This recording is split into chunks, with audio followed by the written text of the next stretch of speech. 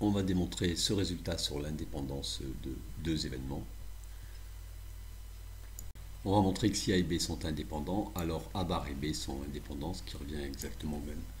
Alors, B ne dépend pas de A, ça signifie que probabilité de B sachant A égale probabilité de B. Mais la probabilité de B sachant A, définition d'une probabilité conditionnelle, c'est probabilité de A inter B sur P de A. Donc ceci s'écrit comme ça. Et en faisant un produit en croix, on arrive souvent à ceci, qui est une formule connue aussi. Les formules à connaître vraiment sont écrites en rouge. Donc A bar et B indépendants, ce qu'on veut montrer, ça va s'écrire comme ceci en remplaçant juste par A bar. Alors en passant ici, on a écrit un P de A au dénominateur. On suppose que A est un événement dont la probabilité ne vaut pas 0 ici. Alors on doit passer de ça à ceci. Le lien entre P de A et P de A bar, on le connaît bien.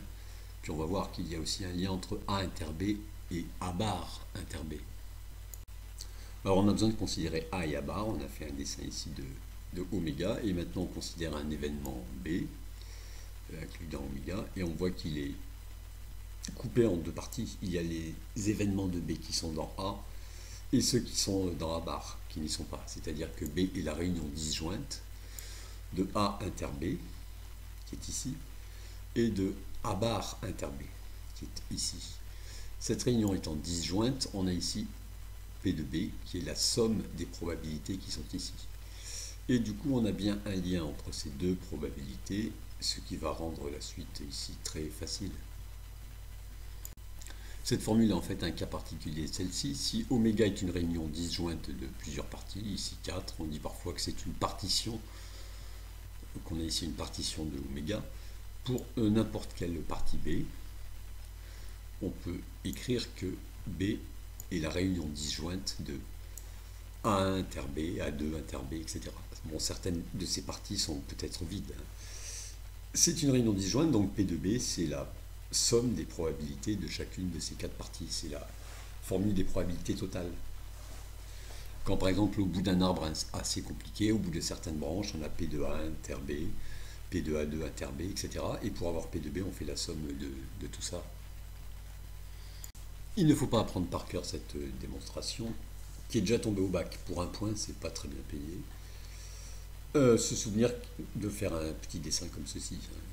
Du coup, il va falloir couper avec A, A bar. Bon. Alors, on veut arriver ici. Et donc, du coup, on doit écrire P de A bar inter B. Et d'après ce qu'on a ici, ça va faire P de B moins P de A inter B. Mais P de A inter B, puisque A et B sont indépendants, c'est P de A fois P de B. Donc, on l'écrit ici. Et il suffit de mettre ici P de B en facteur. Facteur de 1 moins P de A. Et 1 moins P de A, c'est P de A bar. Donc on est déjà arrivé ici. On montre maintenant qu'une variable suivant une loi exponentielle vérifie cette propriété. On dit parfois propriété de durée de vie sans vieillissement. Ça a déjà été donné au bac sous cette forme, montrer cette relation pour une loi exponentielle. Alors on y voit mieux avec des chiffres, hein, par exemple, si t vaut 2 et h vaut 3, on obtient ceci.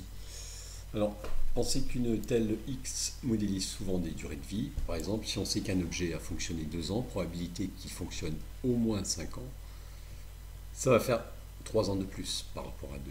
Et c'est exactement probabilité qu'il fonctionne 3 ans, au moins 3 ans, comme s'il était neuf. C'est pour ça qu'on parle parfois de durée de vie sans vieillissement ou sans usure.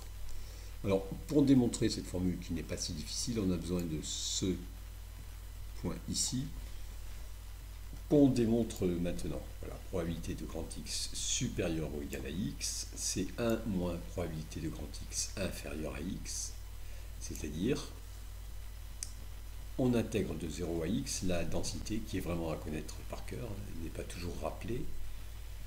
Et ici, pour trouver une primitive de lambda e moins lambda t, il faut insérer un signe moins.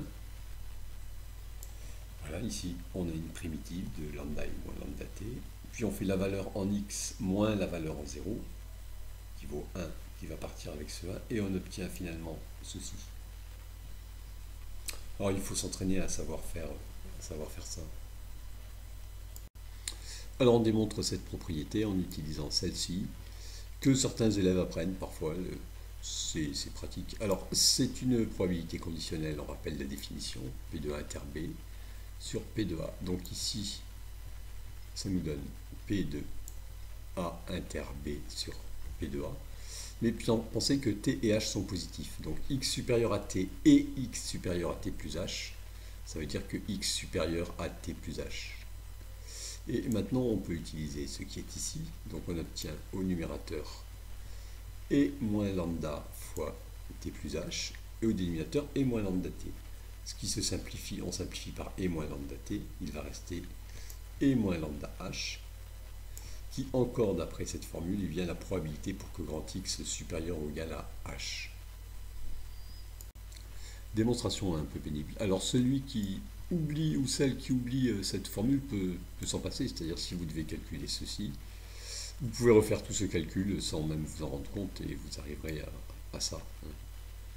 Ce n'est pas forcément dramatique. Ce qu'il y a à connaître, par contre, absolument, c'est la définition d'une probabilité conditionnelle et la densité de la loi exponentielle de paramètre lambda. Lambda est puissance E moins lambda x. Cette démonstration a été donnée dans la vidéo loi continue 9, mais noyée dans des considérations graphiques qui n'aident pas forcément tout le monde à bien voir ce qui se passe.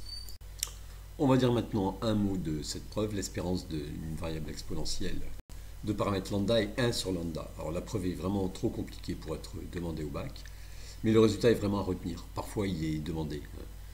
Donc paramètre lambda, espérance 1 sur lambda. On relit ce passage du programme parce qu'il nous reste à voir 4 petits carrés. Et attention, certains des carrés sont exigibles. Mais sur les 4 qui restent, il y en a 3 qui ne le sont pas. Ils sont vraiment trop difficiles. Alors voici une image extraite de la vidéo loi continue 9 où c'est entièrement détaillé. Bon, on va dire vraiment hors sujet pour préparer le bac. En revanche, vraiment retenir la formule. L'espérance de la loi exponentielle de paramètre lambda, c'est 1 sur lambda. On va maintenant parler de cet énoncé, qui est très difficile à comprendre quand on n'a pas un dessin sous les yeux. Ça a déjà été donné au bac, mais avec 4 ou 5 questions intermédiaires, on verra le sujet. Alors voici ce théorème. Z suit la loi normale centrée réduite, donc voici la densité. Dire qu'on a cette probabilité qui vaut 1 moins alpha, ça veut dire qu'on a alpha sur 2 à droite et à gauche. Et quand on fait varier alpha, on a l'air en rose qui peut varier de 0 jusqu'à 1 ici. Donc on se doute bien qu'on va pouvoir atteindre la valeur 1 moins alpha. C'est juste le théorème des valeurs intermédiaires en fait. Si vraiment cette question vous inquiète, vous pouvez faire ce sujet où tout est vraiment très facile, sauf la dernière question où il faut quand même rassembler les morceaux. À noter qu'ici, ils font dériver cette intégrale et faire dire que c'est la dérivée de ceci, c'est f de x. Bon, c'est pas un théorème d'intégration très facile. C'est fait dans la vidéo 11 et un peu partout, à vrai dire, sans grande importance quand on pense qu'au bac, alpha vaut presque toujours 0,05 et U alpha vaut 1,96. On va maintenant jeter un coup d'œil sur la preuve de ce carré-là. Alors, il est lisible surtout quand alpha vaut 0,05, et là on retrouve cet intervalle de fluctuation au seuil de 0,95 qui est connu. Voilà une image extraite de la vidéo statistique 1. Alors on part du théorème de De Moivre-Laplace qui est ici, admis car trop difficile à démontrer, et on prend juste A égale moins U alpha et B égale U alpha. Alors tout ce qu'il faut, et on arrange un peu cet événement, et il restera ensuite à prendre la limite quand n tend vers l'infini. Tout ce qu'il faut retenir de cette suite de calculs, c'est qu'on peut dans un événement de ce type ajouter partout le même nombre dans la double inégalité, ou multiplier ou diviser par le même nombre, parce qu'on pourra ensuite au bac utiliser cette technique dans des cas bien plus simples. On aborde ici le dernier carré. La preuve est abordable et d'ailleurs elle a été donnée au bac. Voici l'énoncé de Antigue 2013. Alors P, on peut considérer que c'est la proportion d'une partie grand A dans une population, et F, c'est la fréquence des éléments de A qu'on obtient en prenant un échantillon de n tirages avec remise. Alors, quand on connaît P, on peut parler de F, la fréquence, et quand on connaît la fréquence, quand on a une fréquence observée, on peut parler de P. Et ce qui était demandé, c'était juste une petite manipulation qui consiste à remplacer P par F et F par P, c'est-à-dire, voici la correction sur le site de l'APN. Simplement, on écrit les inégalités, on ajoute, on multiplie, on peut aussi regarder les deux inégalités à part, et c'est une autre façon de procéder. Alors disons que tout ceci serait juste si petit f en fait était écrite grand F, que ce soit une variable aléatoire.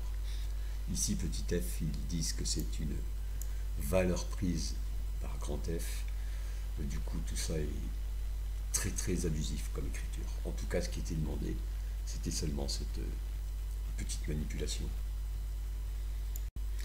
Voilà une petite visualisation de cette symétrie.